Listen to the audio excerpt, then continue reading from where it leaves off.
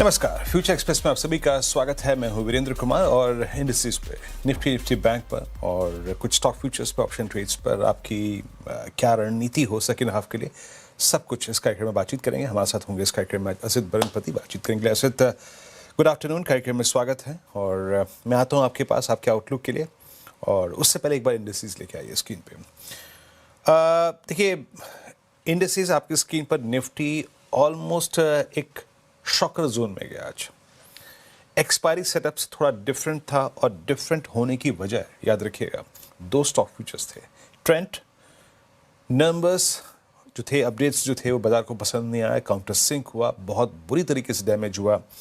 और दूसरा स्टॉक था, अगर आप कंट्रीब्यूटर्स को देखें, दैट्स रिलायंस इंडस्ट्रीज। अब देखिए, पशुपेश है कुछ। दरअसल रिलायंस इंडस्ट्रीज पर एक ब्लूमबर्ग ने एक रिपोर्ट, एक न्यूज़ फ्लो आया था जिसको कंपनी ने इटसेल्फ, अगर आप देखें, उसका खंडन किया और रिलायंस इंडस्ट्रीज ने ब्लूमबर्ग की उस रिपोर्ट को गलत बताया था, सिरे से नकार दिया था। तो एक रिपोर्ट थी जिसको गलत तरीके से पेश किया गया, उसके बाद रिलायंस इंडस्ट्रीज का क्लैरिफिकेशन आया। बट स्टिल रिलायंस, अगर आप देखें तो डे लो की ट्रिजेक्टरी के नज़दीक आसपास ट्रेड कर रहा है। मैं उस पर आऊँगा कुछ देर में, उस स्पष्टीकरण को और उस खबर को थोड़ा सा समझेंगे। बट एज ऑफ नाउ दो ये स्टॉक्स जो हैं, थोड़ा सा अगर आप देखें आज इस सेशन की, आज इस दिन की प्रॉपर्टीज जो होती हैं, एक एक्सपायरी डे की, उसको अगर आप देखें थोड़ा सा इन्होंने खराब किया। And third one is HDFC bank. अब एचडीएफसी बैंक के पेन को कंपनसेट करने के लिए ICICI bank is doing well. ICICI bank का जो मूव है वो उस स्पेस को फिल कर रहा है। बट फॉर निफ्टी, जो रिलायंस या फिर एचडीएफसी बैंक ने इटसेल्फ या फिर जो ट्रेंड ने एक स्पेस क्रिएट किया है, उसको नहीं भर पा रहा है। देखिए, अभी क्या है ना, निफ्टी जो है इट्स 26173। आज सुबह का जब व्यू लेके आइए, एक टिपिकल एक्सपायरी डे था। ट्रेंड का बिहेवियर ये होगा या फिर रिलायंस का ये सरप्राइजिंग बिहेवियर, थोड़ा सा हम इस बात को लेके अवगत नहीं थे, सेंस नहीं था उसका। मेरी अप्रोच क्लियर थी ये बिल्कुल कि मैं बेस 1 तक के डिप को, कंसिडरिंग द फैक्ट कि it's an expiry day, buy करने का इच्छुक हुआ। लेकिन बाजार यहाँ खुला ही नहीं, बाजार इससे कहीं नीचे की ट्रेजेक्टरी में खुला, खुलते साथ स्लिप हुआ। बट मोर और लेस अप्रोच जानते हैं क्या थी कि हम 10 डेमा तक, आज का लो निफ्टी का है 141, 10 डेमा तक शॉर्टिंग की कोई अप्रोच रखेंगे। ये मैंने कल भी कहा था और आज भी कह रहा हूं कि मैं 10 डेमा जब तक नहीं वायलेट हो रहा है, मैं निफ्टी पे एटलीस्ट लोअर ट्रेजेक्टरीज पे सेल बटन प्रेस नहीं करूंगा। पर अगर आप सिंपली उस व्यू के तहत जाएं कि बेस 1 के डिप को बाय करेंगे, तो वो कारगर नहीं रहा। इन दो स्टॉक फ्यूचर्स का जो इंपैक्ट था इंडेक्स पे, वो काफी नीचे ले गया। बट याद रखिएगा, अभी भी इस खबर और इस, आई थिंक, दोनों स्टॉक्स फ्यूचर्स के बिहेवियर को 10 डेमा नाइसली होल्ड कर रहा है। लेकिन इस चीज ने, इस प्राइस डैमेज ने, निफ्टी के इस प्राइस डैमेज ने एक चीज को बदल दिया, that was expiry setup. Expiry setup कहां 26,200 से 26,300 का था, जो कल के सेट से उसके मुताबिक 26,200 पे पुट राइटिंग थी, 26,300 पे कॉल राइटिंग थी। बट वो कंप्लीटली ग्रैब कर रखा था ऑप्शन राइटर्स ने, लेकिन वो थोड़ा चेंज हो गया, वो थोड़ा तब्दील हो गया। एक बार लेके आइए ऑप्शन राइटर्स। देखिए, मैं अब कोई यहां पर वकालत नहीं करूंगा, किसी प्रकार का व्यू नहीं दूंगा। क्यों? क्योंकि अभी खबर पे प्रतिक्रिया बाजार की कुछ थोड़ी सी, अगर आप देखें, अटपटी थी। तो अभी एक सेंस बनाना बहुत मुश्किल है। रिलायंस का क्लैरिफिकेशन आ चुका है और इस क्लैरिफिकेशन पे टुवर्ड्स सेकेंड हाफ क्या होगा, उसको मैं सेंस नहीं कर पा रहा हूं। बट याद रखिएगा, 26,100 पे स्ट्रॉन्ग पुट राइटिंग है।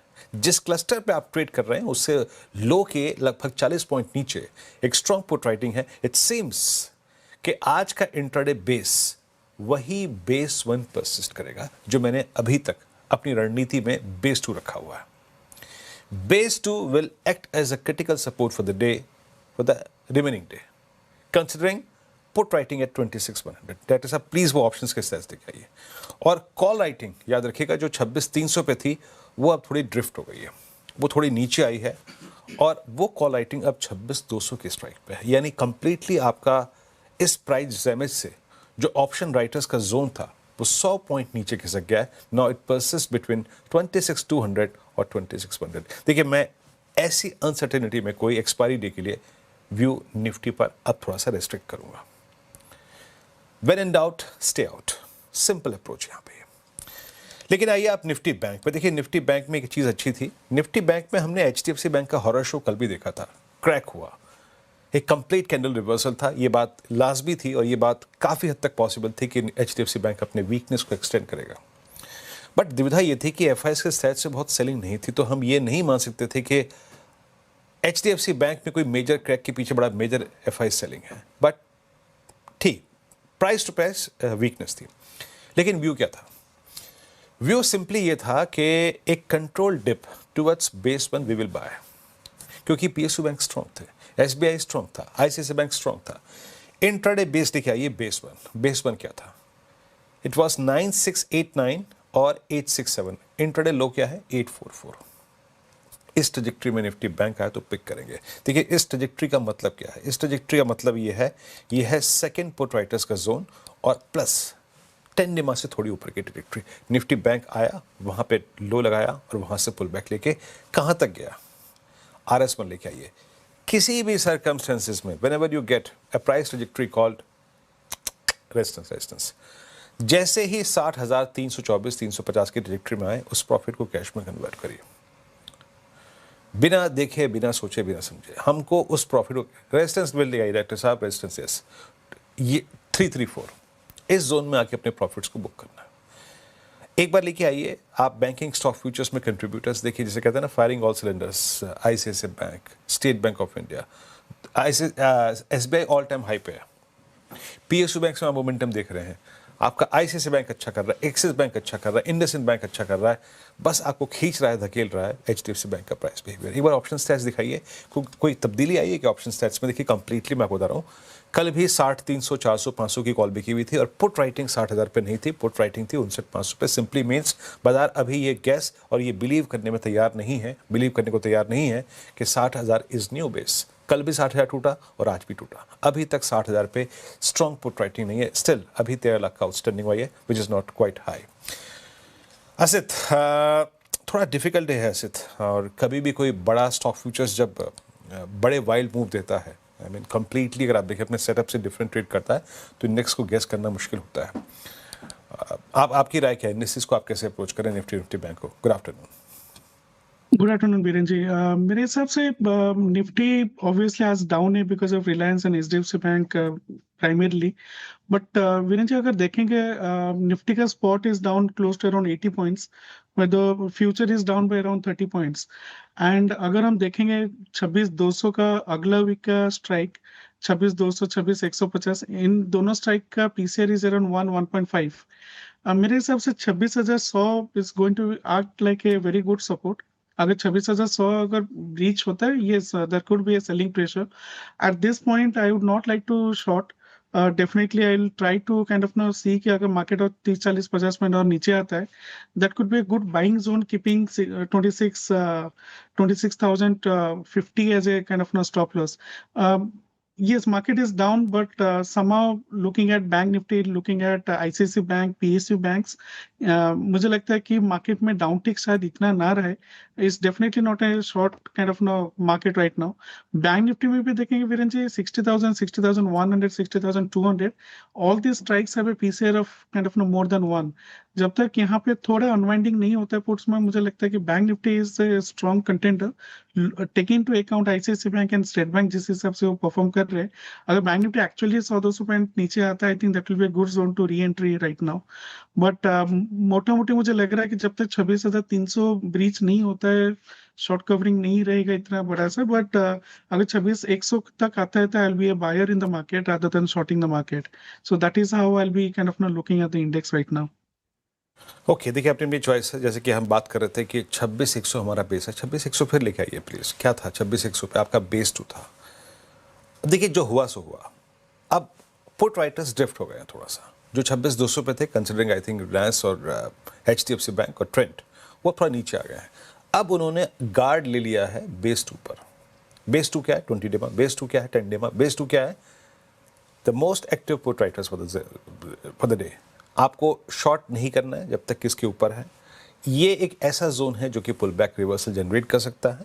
अगर आप एग्रेसिव ट्रेडर हैं तो आप उसको पुल बैक को खेल सकते हैं। But still I mean Nifty bank is far better and presenting A clear sense कि भाई ये स्टैट्स थे, उस पर मैं रिएक्ट कर रहा हूँ।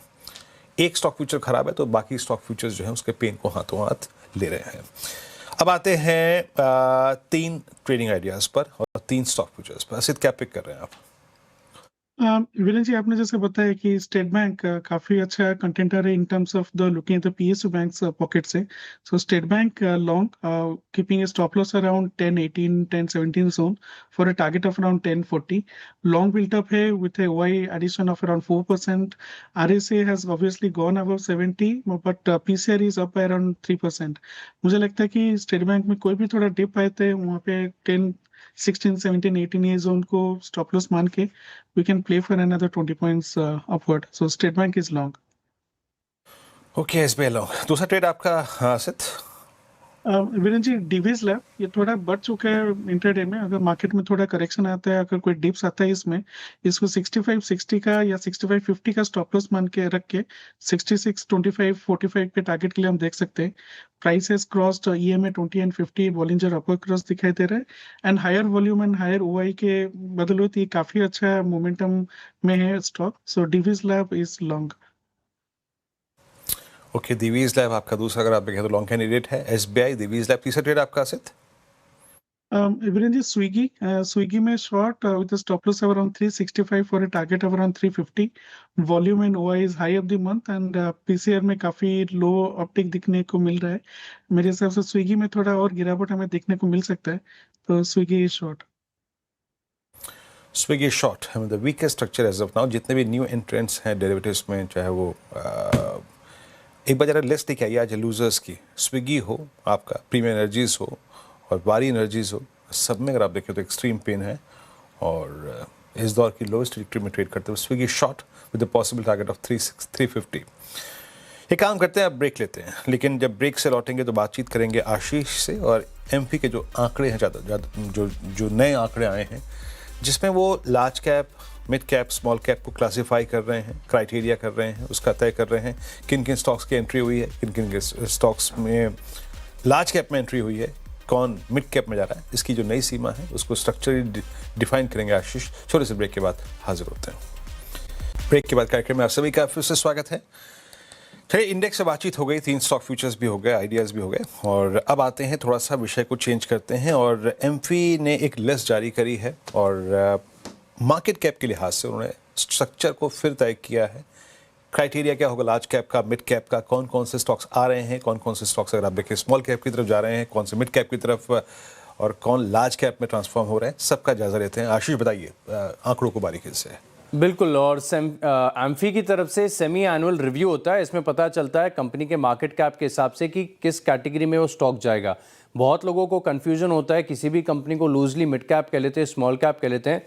ये देख लीजिए, समझ लीजिए, फिर आपका कंफ्यूजन पूरी तरीके से दूर हो जाएगा। सबसे पहले आप देखें तो जो लार्ज कैप की परिभाषा ये है कि पहले करीब 92,000 करोड़ से ऊपर की जितनी बड़ी कंपनीज थी उन सबको लार्ज कैप कहा जाता। अब इसके आंकड़े में थोड़ा सा बदलाव कर दिया है, अब 1,05,000 करोड़ से ऊपर के मार्केट कैप वाली कंपनीज को ही लार्ज कैप कहा जाएगा।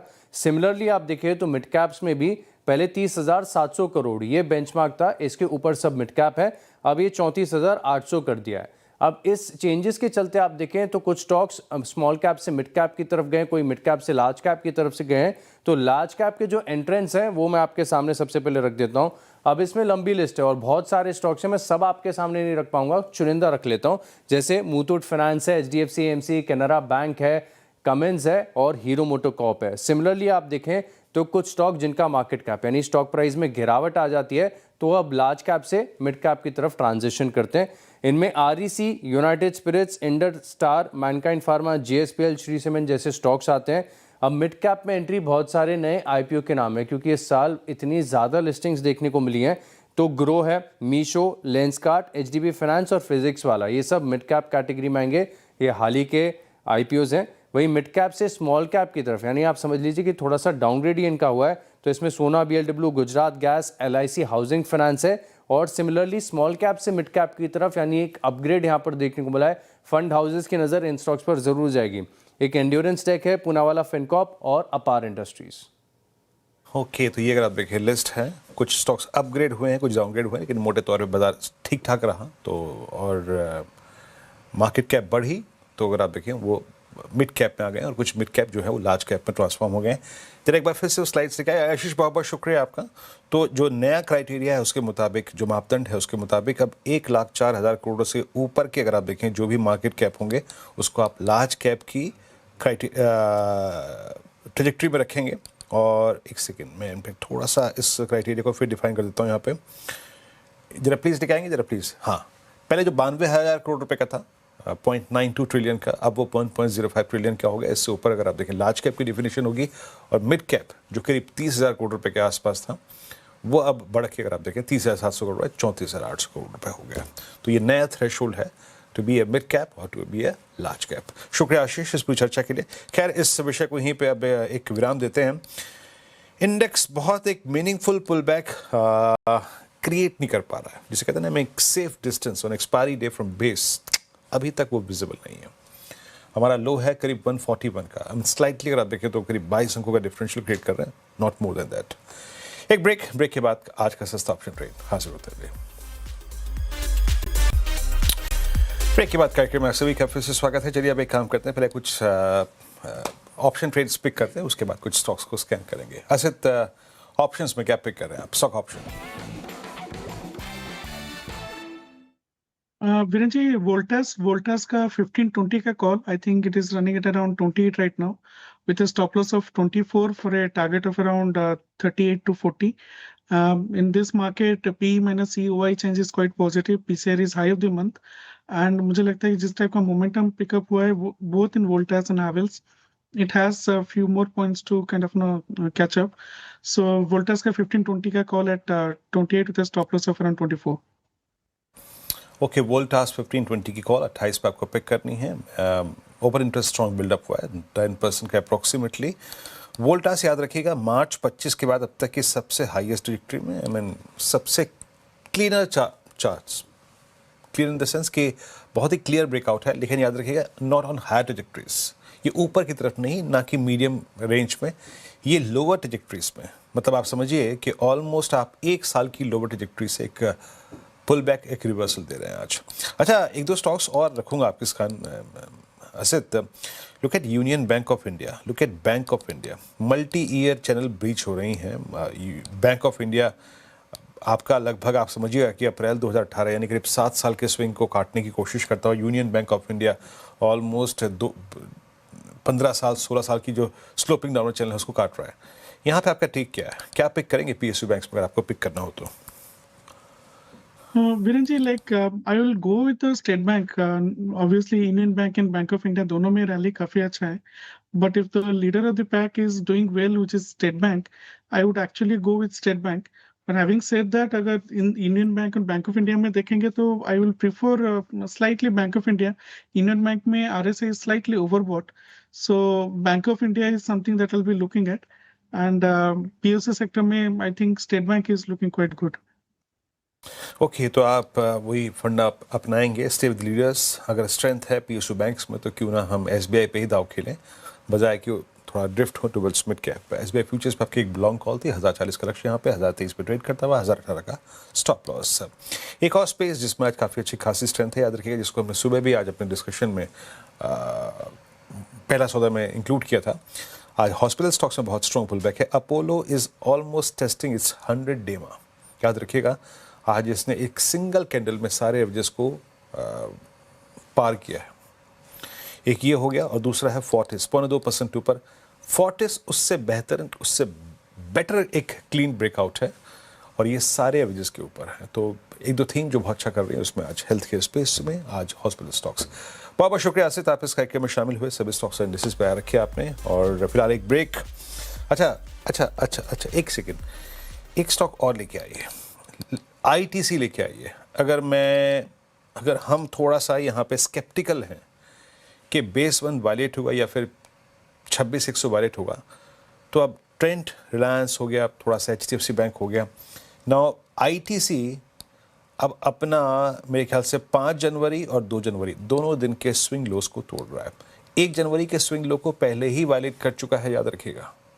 अब ये पिछले 2 दिन जहाँ पे हमने एक ऐसी फीलिंग, ऐसी धारणा में हम चले गए थे कि शायद the worst is over for ITC at least for the time being, वो चीज़ जो है ना, वो धारणा जो है वो अब थोड़ा सा गलत पड़ती हुई। एक बार आईटीसी का ओपन इंटरेस्ट रखिए प्लीज़, क्योंकि मेरा जो सिस्टम अलर्ट कर रहा था उसमें आईटीसी में जितने शॉर्ट पुट थे ना सब एग्जिट होते हुए, और शार्प कॉल राइटिंग है आईटीसी में। जरा प्लीज़ आईटीसी का वही रखिए। Look at open interest, 36 lakh share जुड़े हैं। ह्यूज शॉर्टिंग एक और स्टॉक फ्यूचर्स में आज, एक स्टॉक और फ्यूचर में आज।